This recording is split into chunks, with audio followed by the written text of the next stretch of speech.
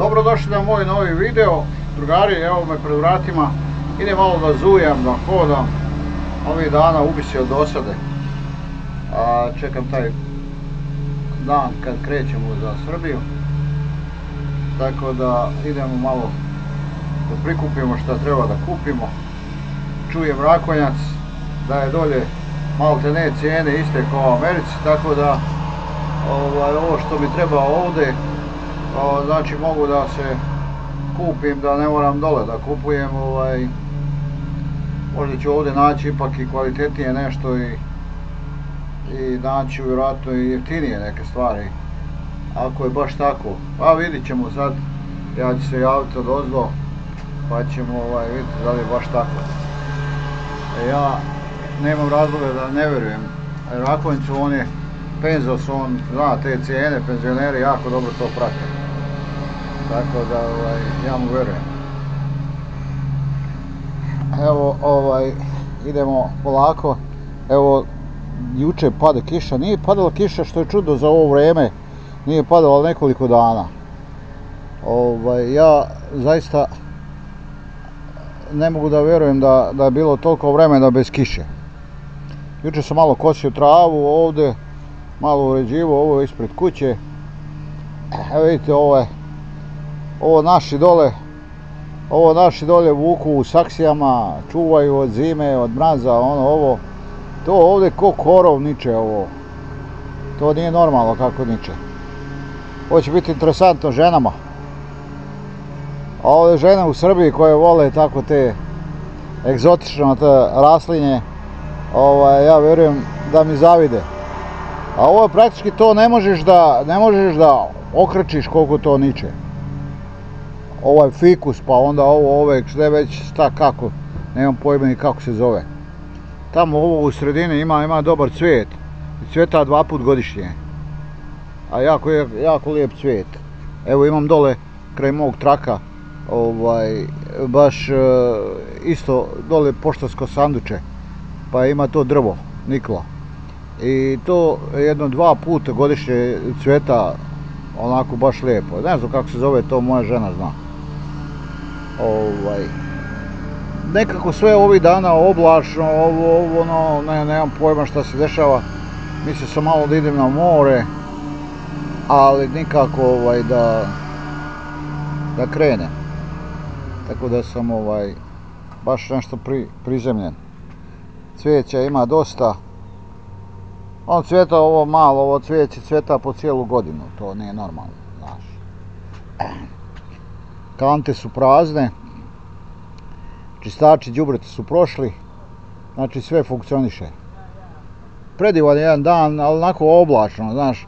Kad hoćeš da kreneš, aj kažem idem na more, malo da se vozam ili ovo, da pecam malo, međutim ne možeš, ne smiješ da ideš, uhvatit ćete se. A to je čitava operacija da odemo na more, da ovo, znaš. Sve to moraš da pripremiš, znači puno posla i odeš tamo i ćorak, znaš. Baš mora biti siguran dan da bude. Ja nisam baš friendly da idem na more. I grmi ovdje, recimo Florida ima najveće grmljavine na svijetu, gromove recimo. To je najrazorniji gromovi su ovdje. Znaš, dosta je to kad puca, to je čoveče, to ne možeš da vjeruješ koja je to jačina groma. A ima ovih hrastova, znaš, to su ovi floridski hrastovi, oni su zaista ogromni i onda njih jako privlače ove gromove.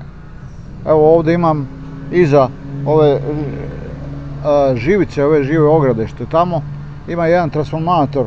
Ja mislim da je ovo dosad, koliko ja znam, kako sam ja tu živim 26 godina, 1, 2 ili 3 puta je udario u taj transformator.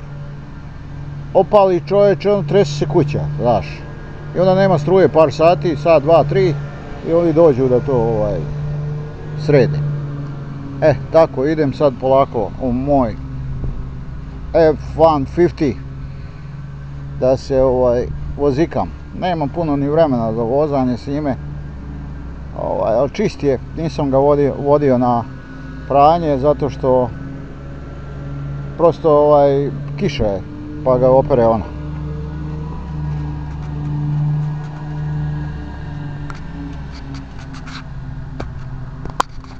ima neko prodaje auto ispred kuće. Evo to vam je ova staza iza kuće što sam vam pričao za voženje na biciklima. Evo vidite kako to izgleda. Vidite, to nije bilo, to je prošle godine prošla staza.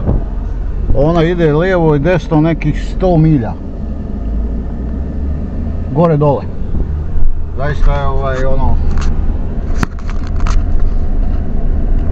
nešto sam mislio da pravim na backyardu, ono da napravim vrata da ne moram ići okolo sa biciklom. Ovo je jezero tu. Evo imam golf terene ovdje odmah iza kuće. Ovo moj sin mlađi, on voli da igra golf. Ja nisam, jednom sam igrao kad sam radio gore kad sam došao, pa sam to malo, ali nisam igrao nikad golf, baš da kažem da sam igrao. Znam neka pravila, naučio sam, ali kako to radi se, ali nemam pojma o tome. Ali moj sin baš je išao, mlađi, on je baš išao u školu golfa, završio je i igra to. To uglavnom igraju jako bogati ljudi. I onda oni dolaze tu, igraju, dogovaraju neke biznise i tako. Baš mi sin reče, on mnogo tih biznisa recimo dogovori poslova sa njima kad igra golf. Kad pogađate poslove i to, znaš. I tu on uglavnom dolazi do nekih informacija i to. Ovo mi je taj bulevar moj iza kuće što prolazi. On je jednako širok, ima dve trake tamo, dve vamo, ali to je obična ulica kad gledaš. Ovo je sad u tom countiju moju jedan od najbogatijih dijelova countija. County je kao zajednica opština. I ovdje stvarno žive ljudi, ovdje su teniski tereni. To su ti tereni kad ovo Đoković dođe recimo na Floridu pa trenira, to su ti lokalni tereni. Tu baš dolaze i ovi popularni teniseri, jako je prijatno. Sad je vlaga, ali ja sam navikao ovdje dosta, pa i ne osjećam toliko. Ali recimo sad kad bi neko došao iz suvog dijela svijeta do ovdje, osjetio bi baš tu vlagu. Ja ne toliko, mada mi smeta, već sam pričao o tome. To kažem vam, to je taj bulevar koji jedna milja, na primjer 1600 metara, ja se vozim i onda dolazi taj Countryside Mall se zove. On je baš ono velik, ima klizalište za djecu, ima ogroman je, baš nije onaj mall kao manjeg oblika, nego baš ogroman mall koji dolazi recimo šta ja znam koliko, milion ljudi možda tu okolo se muva i dolazi u taj mall i zabavlja se. Tu su restorane, tu su brze te hrane, jeftine, skupe, roba razna vrsta od markirane do ove obične kineske. Mada sad više kineske robe ovdje nema toliko, sve je to Tajvan, Kambodža, šta ja znam, te neke zemlje, Vijetnam, Pakistan. To su te zemlje koje su zamijenile Kinu što se tiče proizvodnje. Oni su ušli na te kineske prazan prostor. Kinezi još uvijek prodaju tu tehničku robu i toga ima, ali i to je manje više sve prešlo u Koreju. Tako da je Amerika baš ono vidno. Otprilike ja znam, kad sam ja došao nije bilo ništa ovdje kinesko. Bilo je jedino na buvljaku, Kinezi su prodavali neke svoje džiđe-miđe. Međutim, onda odjednom je ta elektronska industrija, svi su podbijali otkaze, sve je to preseljeno u Kinu, čipovi i to, šta ja znam, ta roba tehnička, i naši su ljudi pogubili poslove. To se desilo možda u godinu dana, dve najviše. Otprilike vidim tako se dešava i povlačenje kineske tržišta odavde. Vrlo brzo se povlači. Ono baš vidno se vidi da sve manje proizvoda ima. Evo, to je ta prodavnica, ona je tu preko puta mola. To mi je rekao juče sin, baš kaže on tu kupuje Nord Stream, tako rak neki. Tu je recimo trgovina gdje se prodaje baš dobra markirana roba, ali po sniženoj cijeni. Tako da možda ovdje kupiš Adidas, Nike, šta ja znam, North Face i te marke po možda duplo i više sniženoj cijeni. Znači, ajde, da kažeš, recimo za $25 možda kupiš neku duksericu ili tako, šta ja znam. Vidit ćemo sad da li je to baš tako, ja tu eto nisam bio, ali tu prolazim kraj toga godinama. Tražio sam ovih dana da kupim neku duksericu, nešto toplije navečer kad sjedimo, dole bude malo prijatno, onako hladnije i onda moraš nešto da staviš na sebe. Pa da uzmem nešto, jer ovo mi sve već što imam, stalno sam u kamionu, onda uvijek negdje dobije fleku, znaš. Pa ne bi baš da idem takav u Srbiju, flekav. Baš da imam nešto, jel? To je... A ovdje je to normalno, ovdje to niko ne gleda. A dole, znaš, reći, evo ga, fleka, vidi kaki je ovo. Mi smo malo iskompleksiran narod, što se tiče tog oblačenja. Gledam dole, to mora nešto da piše na prsima, mora. A to mi je odvratno. Ja sam naišao baš na par dukserica, ali to nešto je ispisao. Rekao, kažem ja jednom prijatelju, kako bi se ovo prodavalo dole. A to je nešto išarao te New York, te to, meni je to odvratno da piše po meni. Može biti nešto malo nakon neupadljivo, to je okej, ali da baš vidljivo, ali to je dole popularno kod nas. Što više piše na engleskom po prsima i po leđima, to je kao bolji komad robe, jel? Tako sam bar primijetio. Da, evo kape, baš ove, recimo, za $12 može Adidas, pa recimo ova Roxy, $13. Evo $12 Roxy, original ova. Evo baš ovdje, $12. Da, jeftinije dosta, torbice recimo, Adidasove.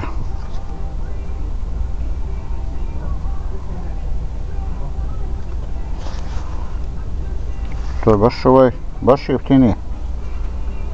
To je. Da, evo vidite. To je.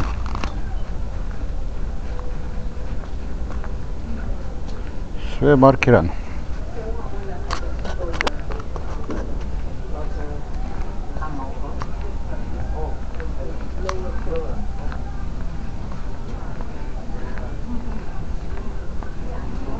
To je sve pretežno za žene. Viš, ovo su šminke. Šminke ovdje.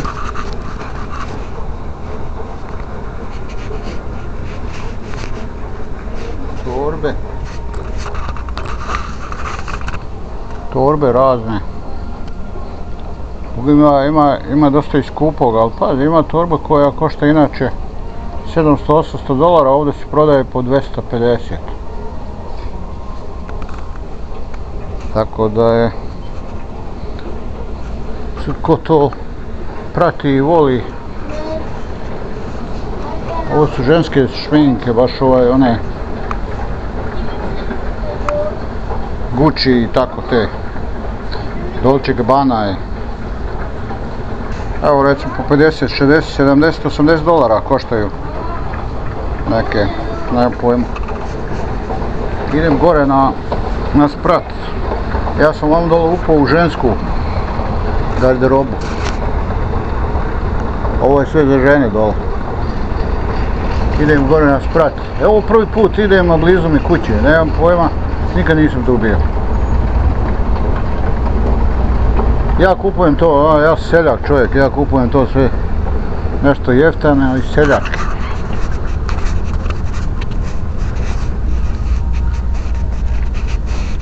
Ovo je muški odjel, da?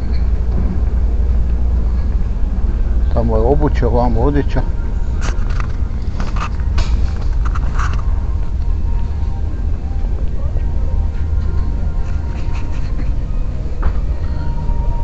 Meni treba dukserica, ali nikako ne da vidim da ima.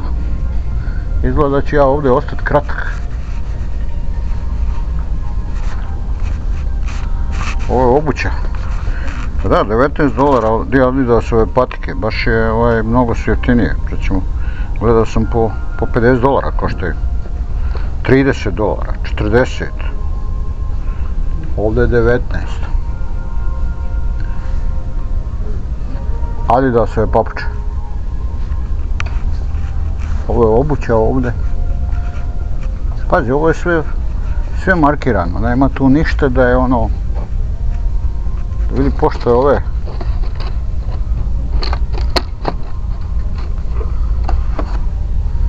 Ma Adidasa dosta ima.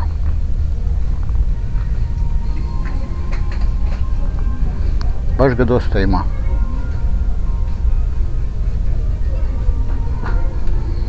Nema cijene, nisam vidio.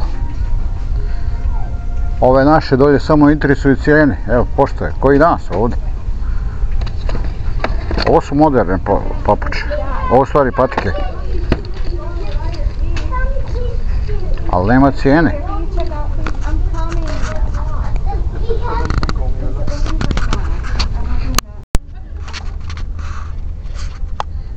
Evo vidiš, ovdje ima Quicksilver.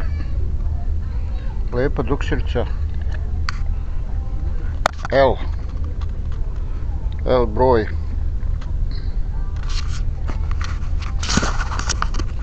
Evo bilo $70, sad je 29,97 centi. Baš je dobra sviđa mi se. Onako je pamuk. Baš mi se sviđa, kao od plata, onaj old style. Onako je fina za mene starijeg čovjeka, jel? Nije ona klasična sportska. Nego je... Evo vidite. Meni se jako sviđa. Vidit ćemo. Ima džepčiće, ima otraga, ovo za kišu, kao malo za... U stvari nije za kišu, nego kad je hladnije gore u ušima. Simpatična mi je. L je broj.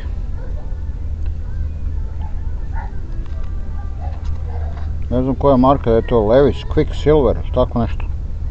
Quicksilver. Nisam čuo za tu marku. Ali jeste, neka marka jeste. Ali nebitno je koja marka, bitno je da se meni se baš dopala. Onako je prijatna, kao, baš je onako soft kad je diraš. Da vidimo, ima ovdje, moralo biti neka, od čega je napravljena. Obično ima specifikacija. Quicksilver. Ima neki Meksikanac i kaktus. Čudno. Ovdje bi moralo da bude neka... Da vidimo od čega je napravljen. Ja to volim da gledam. Kaže da je spandex, polijester i tako. Ali liči mi kao da je pamuk. To je toliko napravljeno nježno da je to čudo jedno. Baš mi se sviđa onako. Vrlo interesantna.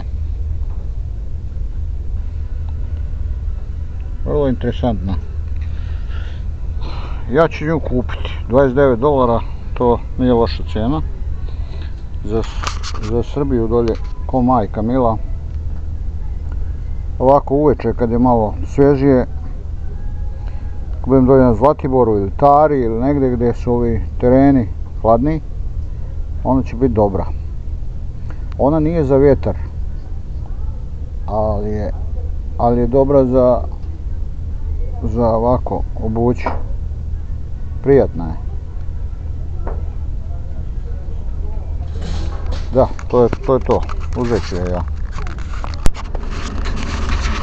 Sad idemo dalje, sad smo ovdje na parkingu mola, ali ovo je sjeverna strana, imaju 4 strane, sjeverna, južna, istočna i zapadna, znaš, sad nema gužve, nešto po autima bi rekao da nema nešto gužve, jutro je, u stvari prepodne i onda nema tu nekih puno kupovina, to dolaze samo ovi koji možda rade popodneve, noće smjene, a ovo drugo je sve dolazi poslijepodne, tu bude, uveče bude gužva, poslijepodne.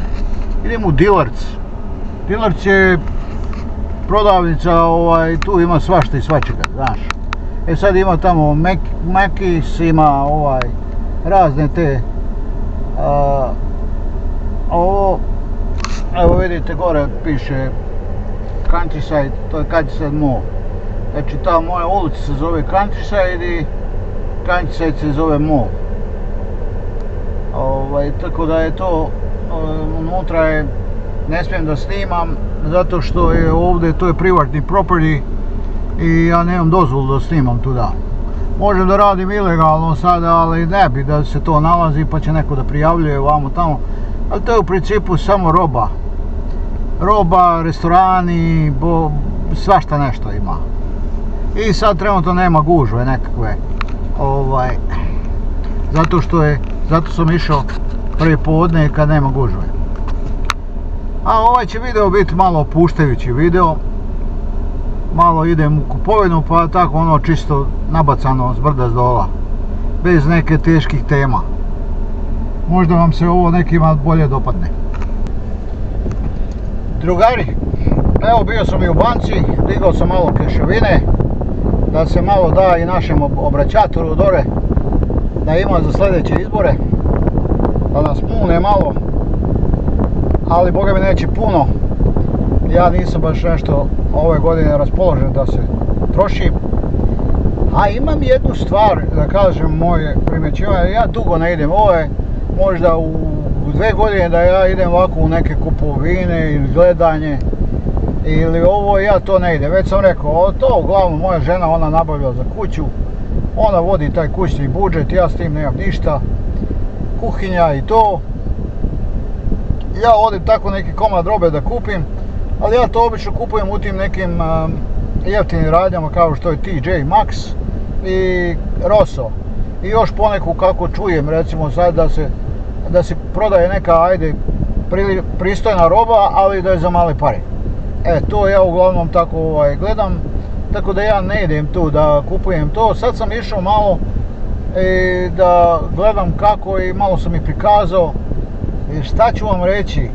Reću vam jednu stvar šta ja primećujem, a to je cijene su otišle u onu stvar odakle smo svi se došetali na ovaj svijet. Sve je otišlo tamo. Cijene, sve. Ja sam prvi put kad sam kupao patike, internet, ja kupujem taj Adidas Old Style, to su one što su se nosili 80. godina. Ja znam da sam ih prošle godine platio čini mi se 48-52 dolara, sad sam ih mogao dobiti najjeftinije za 92. Znači cijena 100% gore. To je upravo ono što sam ja rekao da će nama Trump dobro zabibert sa tim taksama. Da je to u stvari takse su usmjerene prema nama, da nam uzme pare. A da optuži neke druge države kako one to nama dižu ili tako nešto. Uglavnom fali para u budžetu pa ajde da se zavuče ljudima u džep. Ali boga mi su dobro zavukli. Gledam, roba je katastrofa, skupa. Možda je to skuplje u Srbiji, možda u Europi, nemam pojma gdje je skuplje, ali recimo ovdje je sigurno mnogo skuplje nego što je bilo. Znači od 50% pa duplo su cijene otišle gore. Bez obzira što to imaju tu i nekakvi, kako se zovu ti njihovi sel, odnosno akcija dole što se kod nas zove, ali ta akcija opet svejedno 30% minimalno skuplja nego što je bila prošle godine.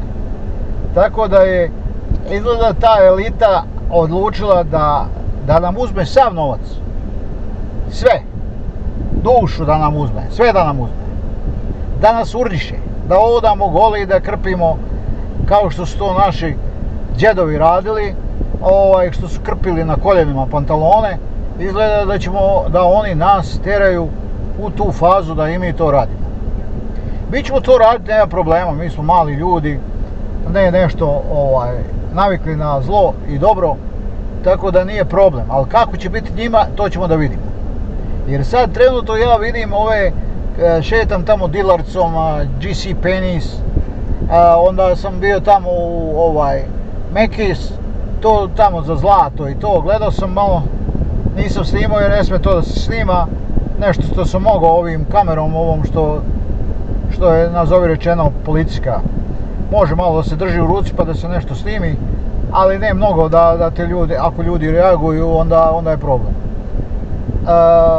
Znači, šta, mogu da vidim te lijepe trgovkinje, Španke, prelijepe, lijepo našminkane, obučene u tu robu koja se prodaje, jedan od te komada robe su one obukle, onako predivno izgledaju, trepuću, našminkane, trepavice, lice, sve je to top, sređeno, jedino gledajući njih malo ti duša gane i srce razigra, a sve ostalo je tuga i čemer. Kad gledaš one cijene, ovo, to je jedino, eto što je pozitivno, te trgovke onako vedro izgledaju, ali uglavnom sjede za tim svojim šankovima i kasama, ne radi ništa, niti imaju kome da naplaćaju, ljudi se šetaju kao i ja što sam se šetao 2 sata, a potrošio sam $30. A to je ništa za ovakav prostor. Znači svako vjerovatno to, možda sam ja i previše potrošio kako drugi potroše. Restorani rade ta roba, oni vole to da jedu.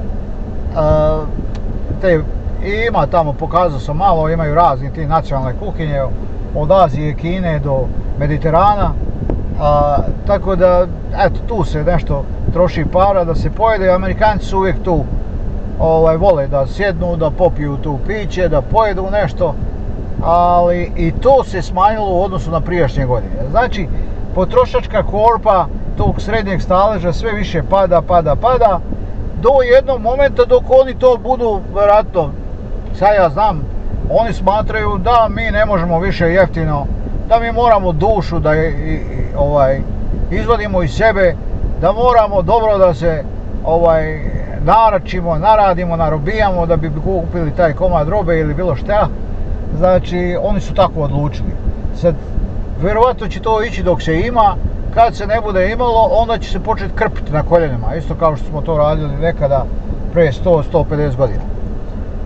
Da li oni to planiraju da nas dovedu do te faze i šta će oni imati s toga, onda ja ne znam. Ali, da li su to toliko glave se usjele i poludile, da jednostavno kažu, ma nemate vi pravo da imate novac u svojim džepovima, to je naš novac i to što vi zaradite, to je opet naše.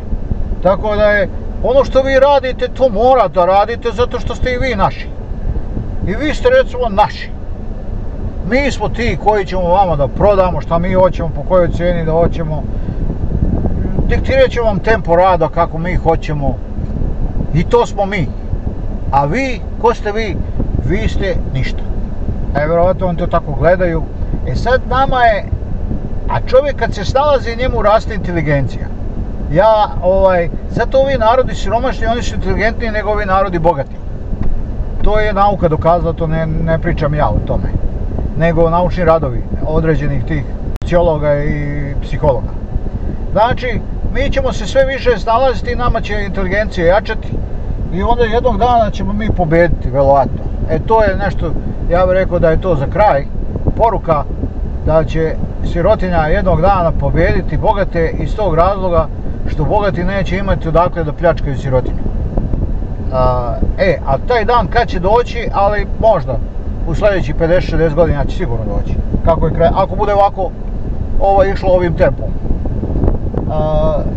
Sad, ja bih vas za kraj pozdravio i vidimo se iz Srbije. Idemo kod obraćatora da se gledamo dole. Tako da, u obećanu zemlju. Tako da vidit ćemo se na sljedećem videu vjerovatno iz Srbije. Ovo je bilo iz Amerike. Ja sam obavio sve što sam trebao, spreman sam psihički i fizički za put. Idem, imam dobar prevoz, Swiss Airlines. Ove godine sam kupio jeftinu kartu, nekih $600 i $150 torbe, tamo i ovamo, znači $75 torba u pravcu. Vidim da Raković priča da je platio $100. Ja ne znam da li je to zato što je on možda dalji ili ne znam kakav je deal bio, ali ja sam platio 75, vjerojatno zato što sam bliži, manje se vozi. Tako da je vjerojatno to taj razlog. I to je za kraj. Probajte da me zapratite, da me lajkujete, to vas ništa ne košta. To vam je klik jedan. A ako me volite gledati, to uradite, nemojte gledati bez toga, jer to onako taj algoritam pojačava i onda to i neki vaši prijatelji, neki vaši istomišljenici će doći da to vide, a ako vi to ne radite, oni ne mogu to da dođu, jer ne dođe do njihovih, nisu dostupni. Prosto ne pokaže im se takav video i oni to ne vide. To je za kraj. Like i vidimo se.